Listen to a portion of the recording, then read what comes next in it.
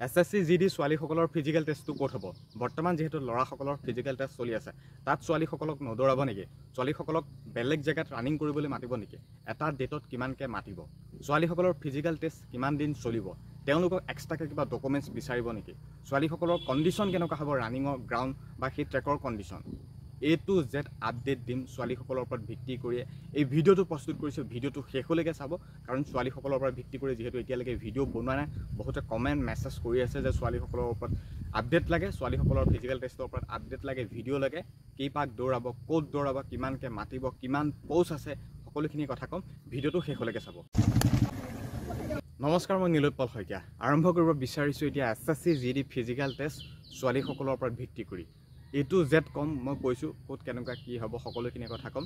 খালি ভিডিঅ'টো শেষলৈকে চাই থাকিব, আৰু কোনোবা নতুনকৈ যদি আহিছে চেনেলটো প্লিজ ছাবস্ক্ৰাইব কৰিব। বহুখিনি ইনফৰ্মেশ্যন কালেক্ট কৰি আজি এই ভিডিঅ'টো প্ৰস্তুত কৰিছোঁ। এতিয়া পোনপ্ৰথমতে কৈ ল'ব বিচাৰিছোঁ, বহুতৰে প্ৰশ্ন কমেণ্ট সাংঘাতিকভাৱে পাই আছোঁ, ছোৱালীসকলৰ ওপৰত আপডেট লাগে। এতিয়া প্ৰথমতে কৰা প্ৰশ্নটোৱে হৈছে ফিজিকেল টেষ্টটো ছোৱালীসকলৰ ক'ত হ'ব? ফিজিকেল টেষ্টটো ছোৱালীসকলৰ হ'ব, এটা হৈছে ডিমাপুৰ চুকভি আৰু এটা হৈছে গুৱাহাটী CRPFৰ কেম্প। ল'ৰাসকলৰ য'ত হৈছে তাতেই ছোৱালীসকলৰ ফিজিকেল টেষ্টটো হ'ব। এতিয়া কোনটো জেগাত কেইপাক ক'ত দৌৰাব, ছেকেণ্ডটো প্ৰশ্ন। চুকভিত হ'লে তেওঁলোকে 3 পাক ৰানিং কৰিব লাগিব, মানে গ্ৰাউণ্ডত 3 পাক দৌৰিব লাগিব। 500-500কৈ যিহেতু আছে, যিহেতু ছোৱালীসকলৰ 1600 মিটাৰ হয়, 8.5 মিনিট টাইম দিয়ে, গতিকে চুকভিত হ'লে তেওঁলোকে 3 পাক দৌৰিব লাগিব গ্ৰাউণ্ডত। কণ্ডিশ্যন ভাল, ফটো দেখি আছে, স্ক্ৰীণত দেখি আছে। এফালে হৈছে চুকভিৰ ফটো, এফালে হৈছে CRPFৰ গ্ৰাউণ্ডৰ ফটো, মানে ৰাস্তাৰ ফটো। আৰু দুইটা ৰাস্তাই পাকা, কণ্ডিশ্যন ধুনীয়া, খুব সুন্দৰ ৰাস্তা। আৰু যিহেতু জোতা পিন্ধিয়ে দৌৰিবা, গতিকে অকণমান শিলগুটি থাকিলেও প্ৰব্লেম নাই। এতিয়া কৈ ল'ব বিচাৰিছোঁ, চুকভিত হ'লে 3 পাক দৌৰিব লাগিব সেই ৰাস্তাতে, মানে গ্ৰাউণ্ড ঘূৰণি, আৰু দৌৰিব লাগিব 3 পাক। 500-500কৈ যিহেতু আছে, আৰু 100 মিটাৰ এক্সট্ৰাকৈ শেষত দৌৰাই দিব। 3 পাক কমপ্লিট হোৱাৰ পিছত আকৌ লগতে 100 মিটাৰ অলপমান আগুৱাই যাব লাগিব। 1600 মিটাৰ কমপ্লিট হৈ যাব ছোৱালীসকলৰ চুকভিত।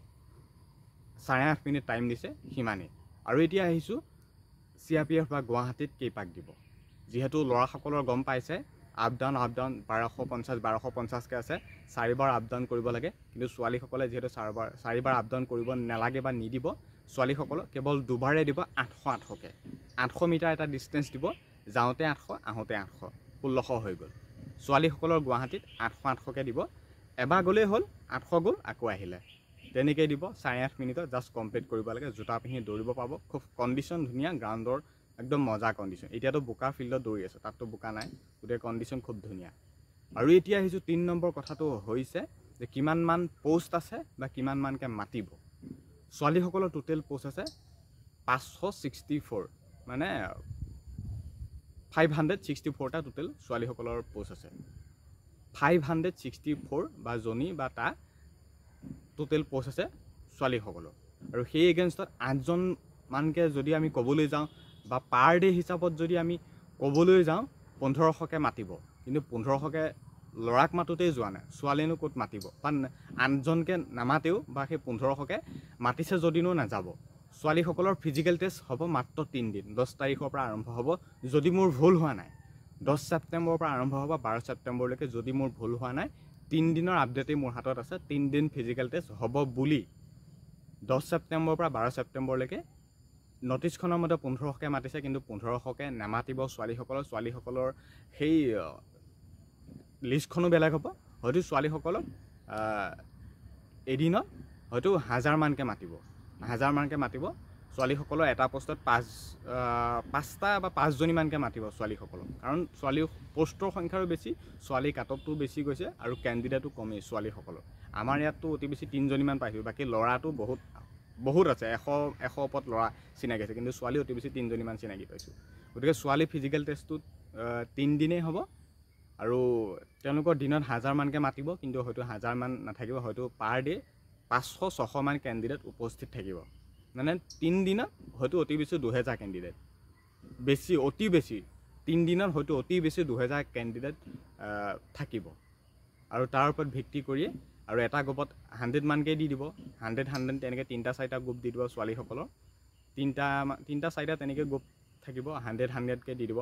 তাৰ ভিতৰত ৰানিঙত পাছ কৰিলেতো ভালেই, যদি ফেইল কৰেতো সেইটো উপায় নাই। যদি ৰানিঙত পাছ কৰে, তাৰ ওপৰত আকৌ তেওঁলোকৰ ডকুমেণ্টছ নৰ্মেল ডকুমেণ্টছ এটা চাব NXR বিচাৰিব যদি NXR নাই বা NXR থাকিলেও যদি হাইটত নপৰে আকৌ হাইটতো ওলাই আহিব গতিকে ৰানিঙৰ কণ্ডিশ্যন ভাল ইমানমানকৈ কেণ্ডিডেট মাতিব 3 দিনে হ'ব ফিজিকেল টেষ্টটো NXR থাকিলে হাইটত বহুত মাফ হয় আৰু ডকুমেণ্টছৰ কথা এতিয়া শেষত ক'ব বিচাৰিছোঁ ডকুমেণ্টছ কি বিচাৰিব ৰানিঙৰ আগমুহূৰ্তত ডকুমেণ্টছ বিচাৰিব NXRখন লৈ যাবা NXRখন লাগিব এডমিট কাৰ্ডখন লাগিব আৰু লগতে কাষ্ট চাৰ্টিফিকেট লাগিব ফটো লাগিব আধাৰ কাৰ্ড পান কাৰ্ড এইখিনি নৰ্মেল ডকুমেণ্টছখিনি চাই পেলাই ৰানিং কৰাব ৰানিং পাছ কৰাৰ পিছত আকৌ ডকুমেণ্টছ এটা ভেৰিফাই হ'ব কাষ্ট চাৰ্টিফিকেটৰ পৰা আদি কৰি ফটো চাব জেৰক্স কপিবিলাকো চাব অৰিজিনেল চাব যিখিনি লাগে NXR চাব যিটো হাইটত মাফ হয় ইলেকশ্যন দিয়া হয় গতিকে এই ডকুমেণ্টছখিনি চাব জেৰক্স কপিও চাব অৰিজিনেলো চাব এই ভেৰিফাইটো কমপ্লিট হোৱাৰ পিছতে যদি হাইটতো তোমালোক ফেইল নোহোৱা ৰানিং পাছ কৰাৰ পিছত ৰানিং পাছ বুলি এটা স্লিপ দিব কিন্তু ফিজিকেলটো টাইম হ'ব সন্ধিয়া হৈ যাবগৈ ৰাতিপুৱা লাগিলে 7টাতে দৌৰা ৰাতিপুৱা লাগিলে তুমি 8টাতে দৌৰা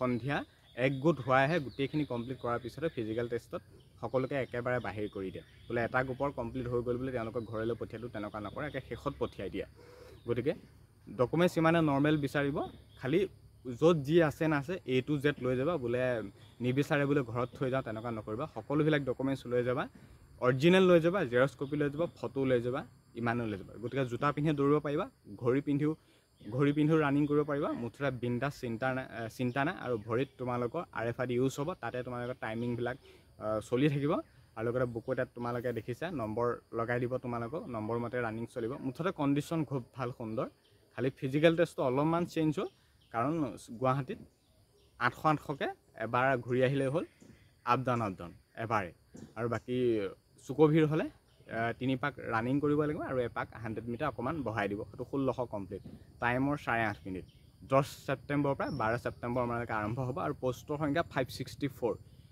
এটা পোষ্টত 8জনকৈ মাতা নাই 6জনমানকৈ নামাতিব বহুত কম কেণ্ডিডেটে যাব বহুত কম কেণ্ডিডেটে কোৱালিফাই কৰিছে আৰু কাটঅফৰ সংখ্যাটো বেছিয়ে গ'ল ছোৱালী ল'ৰাতকৈ গতিকে ইমানখিনিয়ে আছিলে আৰু মেডিকেলৰ কাৰণে নেক্সট আকৌ এটা কাটঅফ মাৰিব ফিজিকেল টেষ্টত যোন পাছ কৰা এটা কাটঅফৰ পৰা ভিত্তি কৰি মেডিকেলৰ কাটঅফটো অকণমান বেছি যাব ইমান বিশেষ বেছি নাযায় কাৰণ এইবাৰ কাটঅফ বহুত কমি যাব এতিয়া ফিজিকেল দিবলৈ যোনদিনাখন যাবা 10 তাৰিখে যোন যাব গম পাব যে বহুত কম ছোৱালী আহিছে তেতিয়া নিশ্চয় গম পাব যে দাদাই কোৱা কথাখিনি হয় এতিয়া ল'ৰাই যোৱা নাই ল'ৰাই 1500কৈ মাতিছে 500-600 ঘৰতে বহি আছে বহুত যোৱাই নাই গতিকে তেনেকুৱা নিচিনা কথা গতিকে ছোৱালীও বহুত কমেই যাব গতিকে যিমানখিনি কেণ্ডিডেট কোৱালিফাই কৰিছে সকলো যোৱাটো বিচাৰোঁ ফিজিকেল ক্লিয়াৰ কৰা ডকুমেণ্টছ মেডিকেল এইবিলাক ক্লিয়াৰ হ'ব সেইটো পাছৰ পৰ্যায় খালি ফাৰ্ষ্ট ষ্টেপটো ক্লিয়াৰ কৰা বাকী ভগৱানৰ ওপৰত মেৰিটটো এৰি দিয়া ইমানখিনি কথা আছিল আৰু কিবা যদি জানিবলগীয়া কথা আছে নিশ্চয় জনাবা সুধিবা কমেণ্টত বা মোৰ ইনষ্টাগ্ৰাম ID যি নিৰুৎপল অসম টিপছ আছে তাত জনাবলৈ নাপাহৰিবা ফ'ল' কৰি নিশ্চয় জনাব ময়ো ৰিপ্লাই দিব চেষ্টা কৰিম